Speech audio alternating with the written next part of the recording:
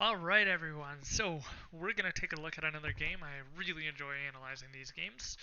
Hopefully you learned something. I learned something when people analyze my games. I recently got analyzed by a Grandmaster and it is embarrassing for me. So we're not going to look at my games. Today we're going to look at two other players. These two I have not looked at their games before. I noticed that last week was a repeat customer accidentally. So yeah, let's get into this. See if there's anything we can learn from someone else's game here. So we have a standard E4 opening, very common at this level. I think we have seen one other opening so far in this series. E4. This is an interesting response. Normally you see the move order E4, E5. I mean, developing the knight first, not necessarily bad. Keep your opponents wondering what's happening, especially because they can still play this. You still will be able to do that because it'll be defended by that knight. So, okay. This is looking similar to a Roy Lopez when the bishop is developed to this square. Pain in the ass is also known as the Spanish opening. There's a lot of lines. I haven't studied it myself very much because, quite frankly, it's just, yeah, it's a pain in the butt. So, um, okay. Normally, you also see this pawn already developed here as well, which we see now. So, standard Roy Lopez. This knight is has a couple of problems facing it. So, if white chooses to exchange, black must exchange a pawn, damaging the structure. So, if this way, then that bishop is kind of losing its best diagonal, which it's going to anyway if it captures this way. If this way, you're losing control of this middle. And here you kind of end up with one, two. Wait, what? Yeah, one, two. A couple of pawn islands. There's some pawn islands. That's all. I can't count past one apparently, so I can count on my nose. Okay, so we have knight f3, very common. We're gonna threaten this. So this might be an anticipation for black playing this move or this move. Not this one because that would defend the pawn. So if this, then the knight will actually be pinned to the king, and this one will no longer be defended by this knight. So we see this. Now it is defended by this pawn though, but not by the knight. So I'm gonna guess we see this, and potentially with the intention of pushing one more and threatening that knight while it cannot move. The problem with that is that it's going to take two moves, and by then we're probably going to see that happening. So, okay, a castle. Interesting, interesting. I mean, it's very principled to get your pieces out in castle.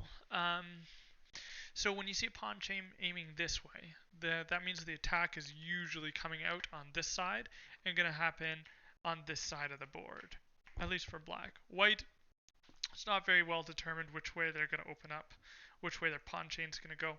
Could be this, coming out that way. It could just be here, here, and then here, trying to push out this way. Hard to say. Okay, so asking the bishop a question. The problem with moves like this is you got to be ready to follow it up, right? So white may take, and that would help you.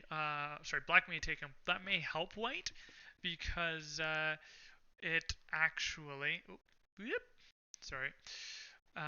It actually. Apologize. We are having some technical difficulties here. Okay, yeah, so it may actually help white because we're going to get the queen out.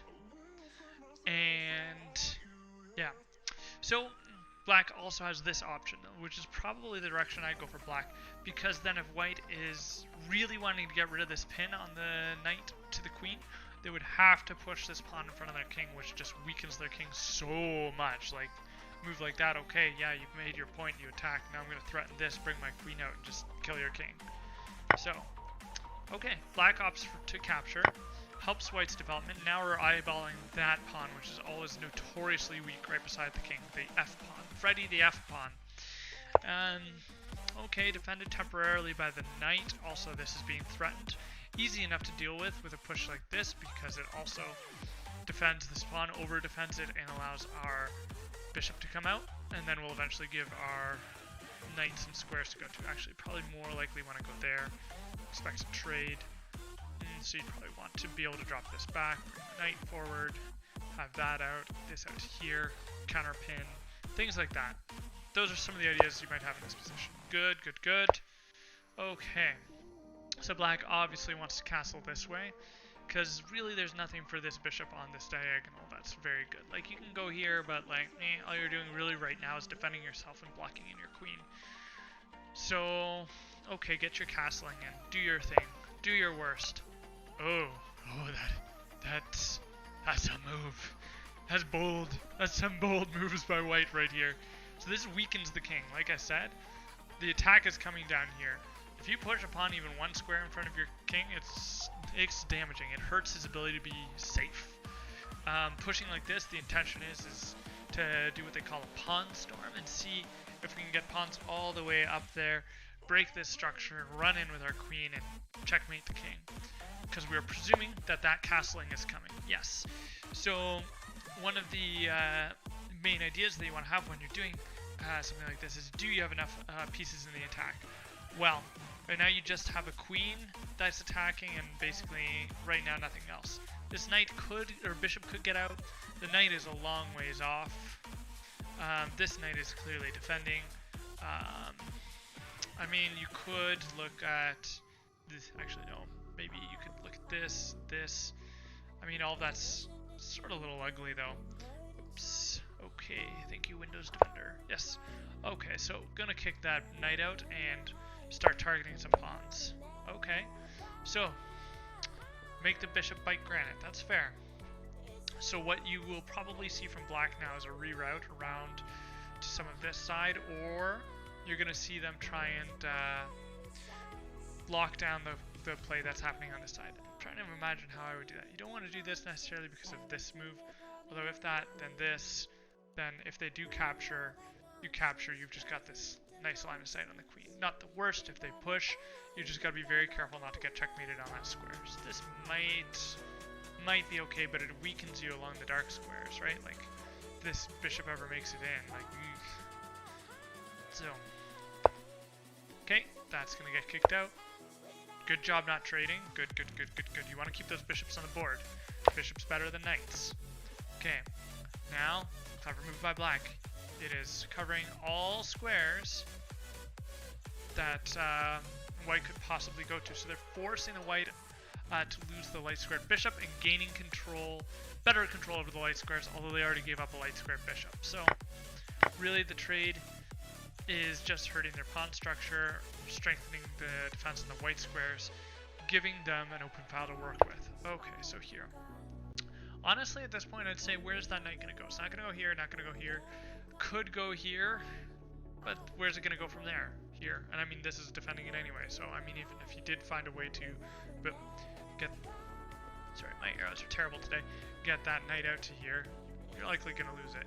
So I would consider this some time to develop some pieces into some better squares. For example, what are we looking at?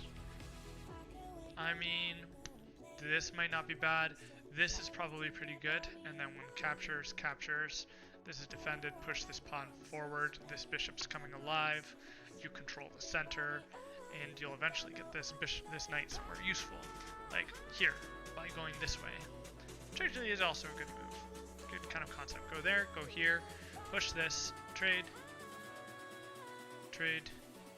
This is defended. Assume that this knight's going to come here with nowhere else to go. Yeah, I kind of like this. Do not like that. You know what? Okay, so the problem is if captures, right? Initially, my first thought is you do not want to capture back with that pawn, because then your king is just wide open here. So this might be clever by black, trying to create an open file for the rook to attack the queen. Again, you already have one, so why not do this? Because then this bishop can never come out, because it's busy defending this pawn. And then once the rook gets in here, it's going to be attacking everything. So we see this exchange happening. You know what? They could go here, they could come here. Might not be the worst. Problem is, they could also go here, and you got to kind of evaluate, is that going to be better for me or for them? So assume that you have a capture, or maybe you have this, right? Then you're locked down, this entire side is closed, then you can start focusing on this side. That could actually be beneficial for black. Might also just be beneficial to do this. Okay, so I don't hate that move then. This is another reason why this would have been a good move. See? Boop. But no worries. We already have found a better square for that knight anyway. Because it's going to be defended here. It's going to do damage to every problem in white's position. It's going to be a bit hard to dislocate. Good. Okay. Close it. Don't capture, because then they're just going to come in and just try and walk everything in. Try and somehow get this king out of the way. I don't know. Probably this way, actually. Go here, then up there, and just do some stuff. Okay, I would not have captured. This pawn is defending you better than your pawns will. If you push this, they can never open this file. Oops. This file. This file's staying closed. This one is staying closed. This one is probably going to stay closed. I would have pushed that. But it's all good. I mean, you have the opportunity sometimes. Don't need to fight on the king side. Fight where your strengths are. So, I mean, if you can close this and be, like, perfectly defended, I mean, with a pawn push, you're threatening this. This rook can come in, like I said, do tons of damage. You can bring all sorts of pieces to the fight, right? Like, it's going to be 7 kinds of dangerous for white to just even be hanging around here. Okay, yep, defending this. So again, if this, then they can't really push that because you'll just take it. Not bad. I mean, that was a good find by black to find that square. Good. So now it looks like the fight is starting to move over to the queen side. Not the pawn push I would have wanted to make. So black is getting fixated on this idea of this rook right here, and to just want to do whatever they can to open that file. So you take this, got that, you could do this, now you have 2 dumb-looking pawns over here. They're going to be easy captures, right? Like, yes, you have the open file, but are you really getting much for it? I mean, you can, yes, get this, so maybe you will get some attack, but I don't know, like, get the king out, Not necessarily the worst move. I think I would personally be focusing on queenside counterplay. Yeah, exactly. So capture, capture. Now you don't have the open file, right?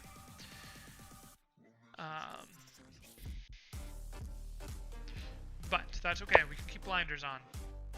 Yeah, don't even worry about that. Just do this, this, this, this. Like, even if they don't take, you're happy to keep this bishop here and then just walk this rook over to somewhere better. This rook's not doing anything. They say rooks are worth 5 points. This rook is worth 0 points. 0.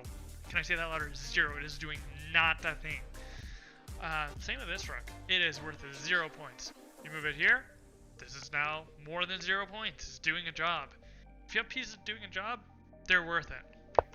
So that's sometimes what you see at this level is you see sometimes a game played with maybe 3/4 of the pieces, or not all, like maybe less, maybe more. But unless you manage to somehow bring all of your pieces to the game, you're fighting with half an army, and a half an army against a whole army ain't gonna win. Okay, so really wanting to force this exchange, I suppose. So you gotta calculate why do they want to do that? Why do I want to do that? You do this, you're opening up that file for the bishop. Presumably they just want to get this rook out and activated. Not the worst for them. What happens if they just push this? Then here, here. Okay, not helpful. So, what about this? This? Well, I can't take this. Whoops. This over here because it's defended. It's weak though. But we might be able to push it, defend it with the bishop, and maybe, you know, it'll be a passed pawn, so we could become a queen one day. Okay. Don't know how I feel about that. And by that I mean I don't like it. Because this, right? Like, and if you manage to get this out of here, then this. So it's just this rook is going to be skewering everything as soon as this pawn captures, right? Even if you recapture, a skewered, and now you're threatening that. So you gotta look at those things, getting in line of rooks and queens and things like that. Look all the way down the board. Even if there's a piece blocking it, you're you're wearing this pawn like a hat, like I always suggest, except you usually want the king to wear it as a hat, not all of these pieces, and not when they can move out of the way. Yeah, so here's our problem. And there is our big blunder of the game. This is going to cost white. Now, black has the open files. White does have a pass pawn, so maybe they could try and stabilize, try and control that. It will be a hard game to hold, though. Even with this, you got that. The bishop's going to have to find a way out, find a new home. Problem is this can't do anything on this file, that file, this file. This is the only way it could go, and it's not really doing anything useful there. You could maybe come here and defend that, which is still, by the way, hanging from here and here. So that is not going to get defended anytime soon. Okay. Defend and an attack. Here's the problem. You attack this. If you capture it, the rook can just capture that. So it's kind of a weak threat until you defend it with something else. Although, you do have that attack too. So that is a good attack in that sense. So here, here, and here. This could be interesting.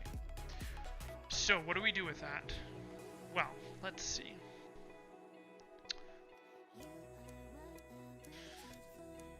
Let's see. So we've got this attacked and that attacked.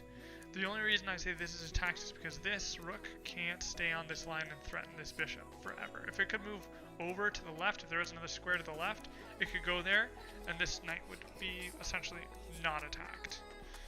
Since it can't, we'll have to move off this diagonal and give up that knight, or give up rather capturing this bishop if that knight gets captured. So what do? You have to do a forcing move like capture, check, capture, and then move. Get a piece for your pawn. So what do we see? Okay, counterattack. Try to be clever. At this point, just grab this. Then if this, then that. And you'll be doing fine. And then here, you just queen picks up everything. So now white has swung this around in their favor. Yep, yep, yep, yep. Okay. So we have this obvious threat, this hanging pawn. Honestly, take this. If they capture, just take that. Then when recapture, you can, I don't know, do this. I mean, the thing is right now, if you took queens off the board, it would be rook and bishop versus rook and rook.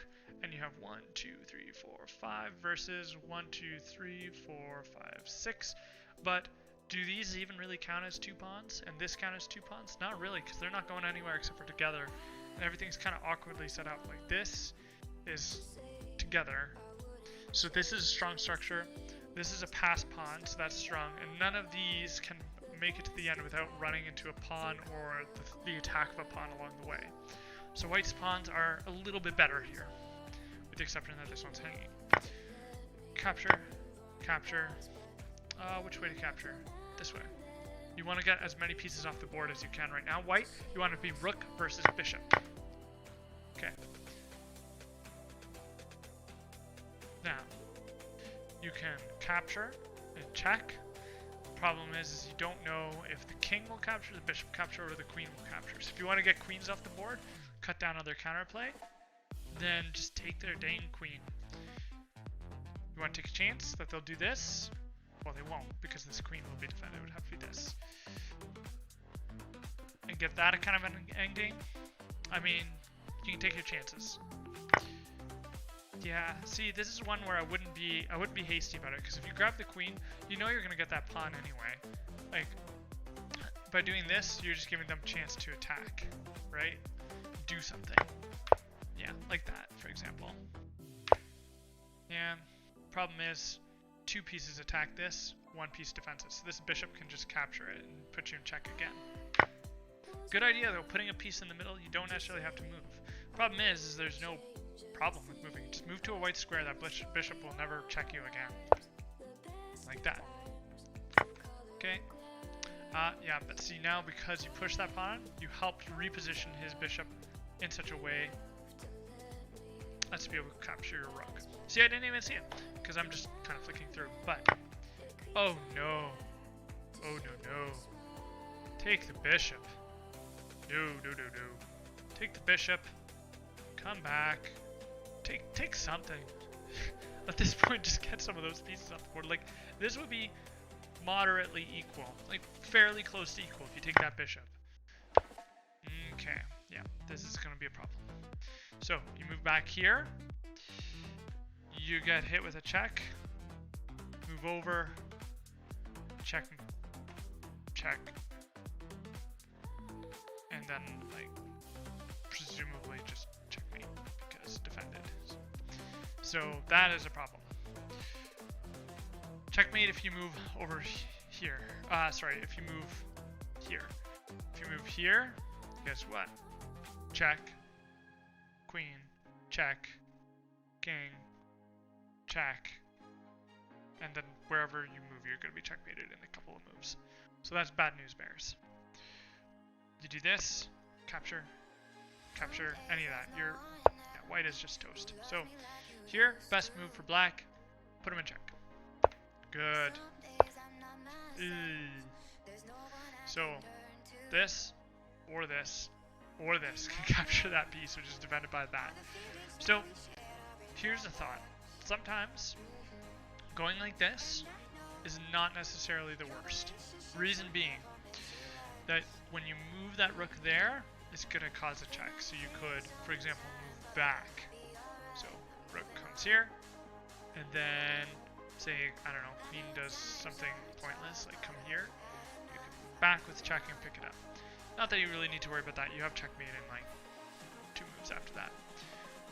The only thing if you're worried about is hanging perpetual, which is possible except for that queen can come in and block. Oh, and white resigns from this position because the threat of checkmate is basically unstoppable. Let's see what Stockfish says. Stockfish, yeah, says checkmate in 4. It recommends queen capture. So just go with it. Do this. Do this. Here. Here. Here. Here. So, good game. Very, very interesting. Really back and forth there. I would, for black, I would recommend pulling back here and seeing if white really wants to push that pawn and weaken their king. Good stabilization. Good idea to trap the bishop. Good trade. Okay, use that open file that you just caused to happen. Okay. Yeah, see, instead of this, just as soon as you see that you can put a rook on an open file, just go ahead and do it. Try this. How are they ever going to get in?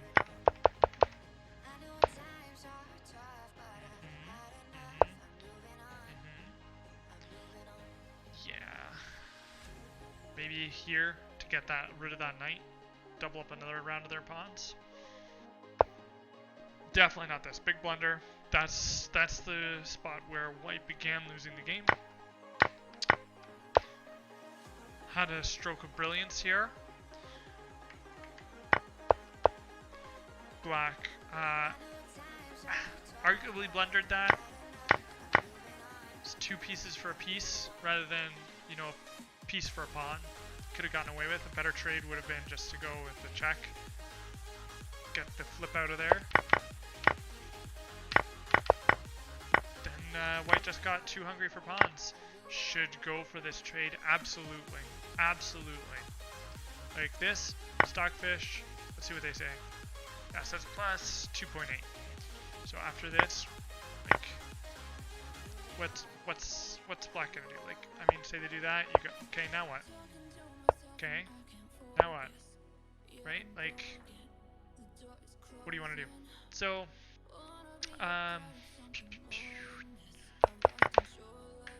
yeah, that was another very, very big blunder. Big blunder. You just gave a pawn, rook, and then didn't recapture the bishop because you're too hungry for pawns. So, a little bit of tunnel vision there. A little bit for both sides. Black got fixated on one plan,